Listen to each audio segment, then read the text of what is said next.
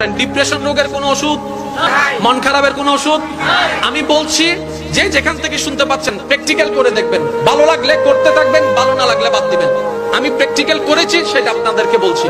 যখন আপনি দেখবেন আপনার মনে বেশি পাথর জমে আছে, আপনার দুঃখ কষ্ট বুঝার মতো কেউ নাই, আপনার চোখের পানির মূল্যায়ন দেওয়ার মতো কেউ নাই, আপনার দুঃখ কেউ বুঝছে না, আপনার কষ্ট কেউ বুঝতেছে না, আপনার আশে নেই পাশে নাই নাই নাই কেউ নাই, আপনি যখন খুব একা মনে হবে, আপনার দুনিয়ার কষ্ট যখন আপনাকে চেপে ধরবে, আপনি কিচ্ছু করবেন না, শুধু একটা কাজ করবেন, যাই নামাজটা পিছিয়ে ডাইরেক্ট সিজদায় চলে যান, ডাইরেক্ট সিজদায় চলে যান, কপালটাকে ঝুঁকাই দেন, নাকটাকে ঝুঁকাই দেন, হাতটাকে ঝুঁকাই দেন, নিজের অস্তিত্ব বিলীন করে দেন, চোখটা বন্ধ করে সিজদার মধ্যে চলে যান।